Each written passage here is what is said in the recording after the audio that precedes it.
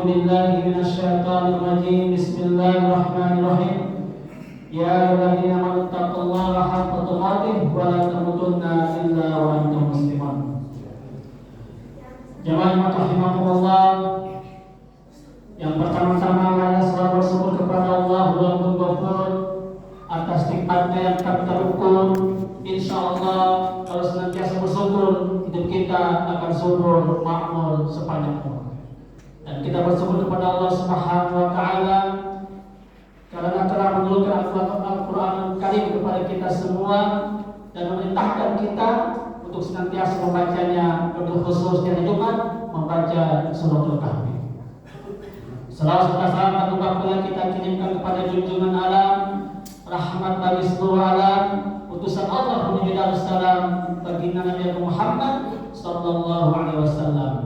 Semoga di hari yang berkah ini kita tidak lupa untuk senantiasa memperbanyak membaca selawat kepada beliau. Allahumma shalli ala sayyidina Muhammad wa ala sayyidina Muhammad.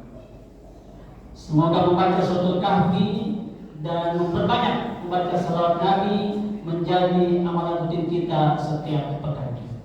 Dan tak lupa pula yang pertama dan utama, khatib berwasiat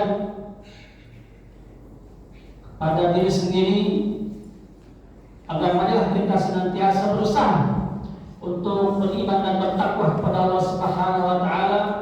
Kita juga memohon semoga Allah mempertahankan keduanya ke dalam diri kita hingga ajal menjemput. Jika saya selaku khatib pada kesempatan kali ini membawakan atau memberikan khutbah yang berjudul belajar kepada sahabat Abu Bakar As-Siddiq. Jamaah rahimakumullah, Nabi Muhammad SAW memiliki banyak sahabat dan kita mesti mengenal sisi-sisi kehidupan mereka sehingga bisa mengambil pelajaran dari mereka semua. Salah satunya mesti kita ketahui tentang kepribadiannya, yaitu sahabat mulia Abu Bakar As-Siddiq.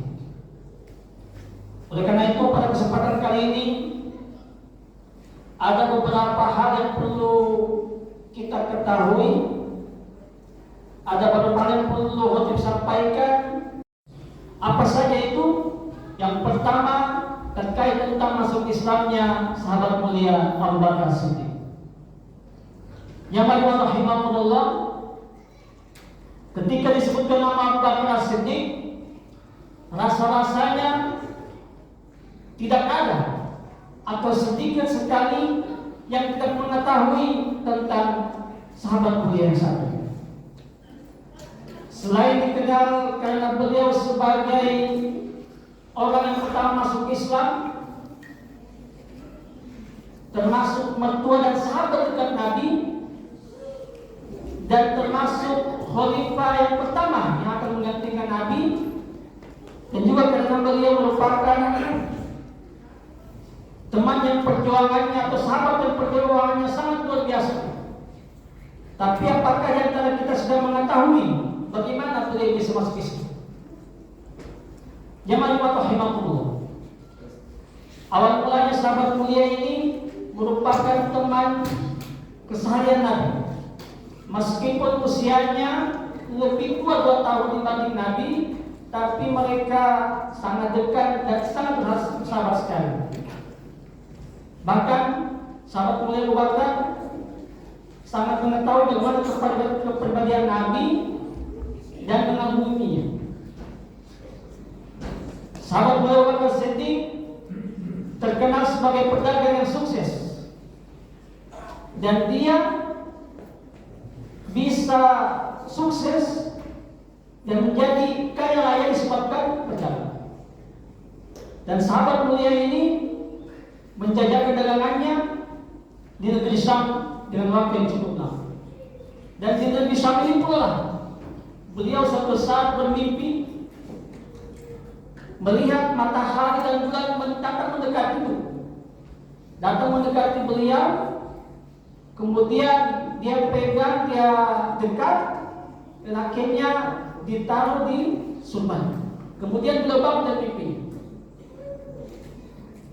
Disebabkan mimpi ini beliau tidak bisa tidur hingga suatu pagi beliau mendatangi seorang pendeta Nasrani dan menceritakan perihal mimpinya ini, karena dia menganggap pendeta Nasrani ini bisa mengetahui atau tahu atau orang yang lain untuk menafsirkan tentang mimpinya.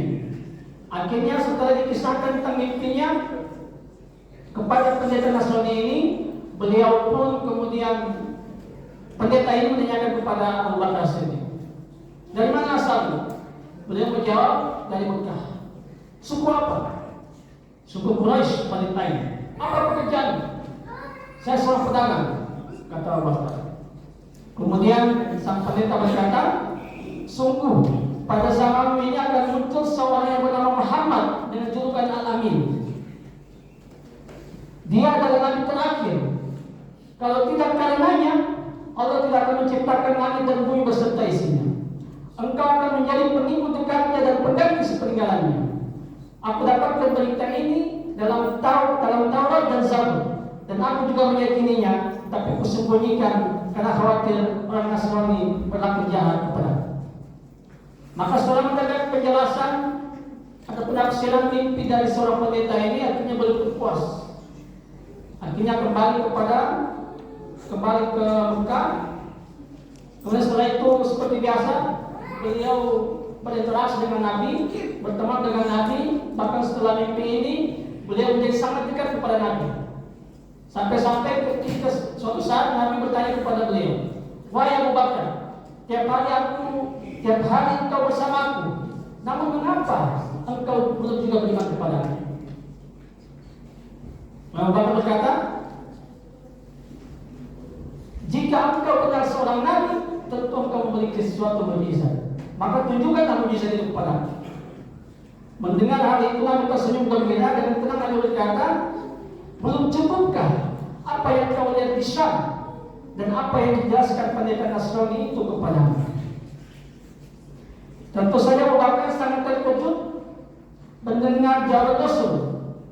Karena bagaimana mungkin Nabi Muhammad tahu hal itu sementara dia tidak pernah menceritakannya kepada sahabat? Maka tentu ini adalah sebuah mukjizat. Begitu kata Abu Bakar. Akhirnya menentulah dua kalimat syahadat dari lisannya, asyhadu an la ilaha illallah wa asyhadu anna Muhammadar Rasulullah. Akhirnya beliau masuk. Hadirin rahimakumullah. Yang kedua yaitu perihal infak secara sembunyi-sembunyi dan terang-terang. Keikhlasan dalam berinfak tidak selalu dilakukan secara sembunyi-sembunyi. Terang-terangan dan terbuka pun tidak masalah selama keikhlasan tetap bisa dilihat. Allah Subhanahu wa taala berfirman, apa saja yang kamu nafkahkan dan apa saja yang kamu nazarkan, maka sesungguhnya Allah mengetahuinya. Orang-orang yang berbuat zalim tidak ada seorang penolong pun baginya. Setelah turun ayat di atas, Al-Kalami menceritakan bahwa para sahabat bertanya, ya Rasulullah, manakah yang lebih mulia, sedekah secara terang-terangan atau sedekah secara sembunyi-sembunyi? Maka Allah Subhanahu wa taala memberikan jawabannya dengan menurunkan ayat selanjutnya, wa intubdu sadaqati fa ni'mahi, intubdu sadaqati fa ni'mahi, wa intukhfuha wa tu'tuha al-fuqara fa huwa khairul lakum wa yukaffiru ankum min sayyi'atikum wallahu bima ta'maluna khabir. Jika kamu menampakkan sedekahmu, maka itu adalah baik sekali. Dan jika kamu menyembunyikannya dan kamu berikan kepada orang-orang kafir, maka menyembunyikannya itu lebih baik bagimu. Dan Allah akan menghapuskan dari kamu sebagian kesalahan-kesalahanmu, dan Allah mengetahui apa yang kamu kerjakan. Jangan lupa rahimahullah. Ibnu Abi Hatim menceritakan bahwa ayat ini turun terkait dengan sahabat Abu Bakar dan Umar. Sahabat Umar membawa separuh hartanya kepada Rasulullah untuk disedekahkan. Maka Rasul kemudian bertanya, apakah kamu tidak menyisakan harta untuk keluargamu, wahai Umar? Kata Umar, saya telah menyisihkan separuhnya untuk mereka. Lantas kemudian Abu Bakar juga datang dengan membawa seluruh hartanya untuk disedekahkan sedekahkan kepada Rasul secara sembunyi-sembunyi. Kemudian beliau berkata, apakah kamu tidak menyisakan harta untuk keluargamu, wahai Abu Bakar? Apa jawab Abu Bakar? Beliau mengatakan, janji Allah dan janji Rasul. Artinya, sahabat Abu Bakar menyerahkan semua hartanya sambil berazam bahwa sesungguhnya hartanya akan digantikan oleh Allah dan Rasul.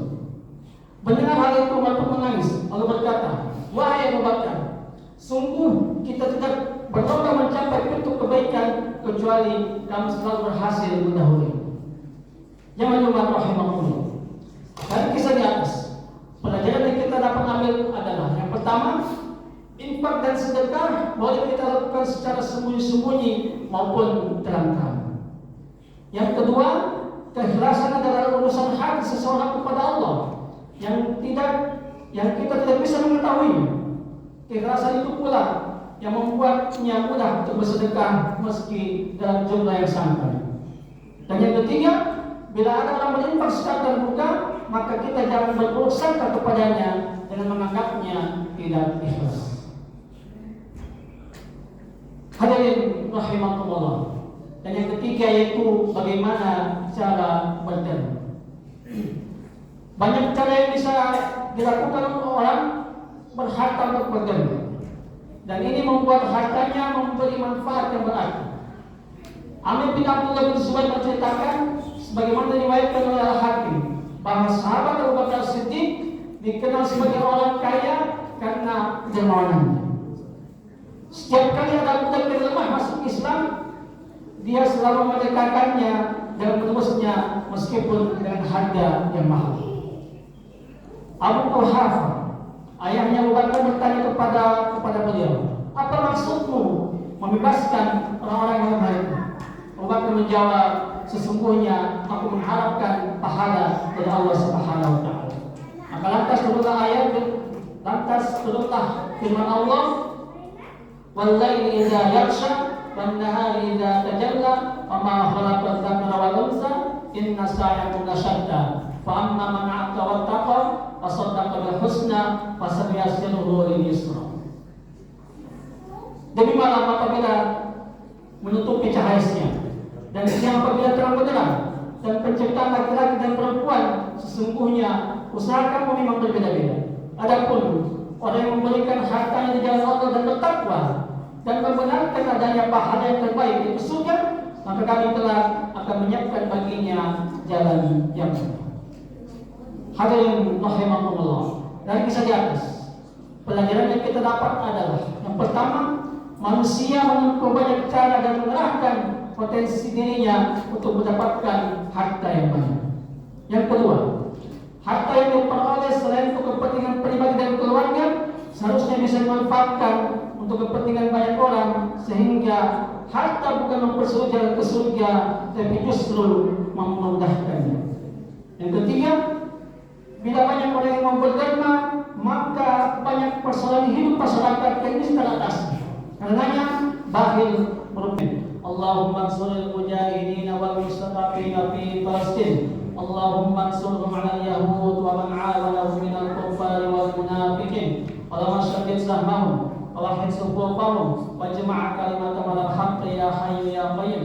Rabbana atina fid dunya hasanah wa fil akhirati hasanah wa qina 'adzabannar. Subhana rabbika rabbil 'izzati 'amma yasifun. Wassalamu 'alal mursalin walhamdulillahi rabbil alamin. Wassalamualaikum warahmatullahi wabarakatuh.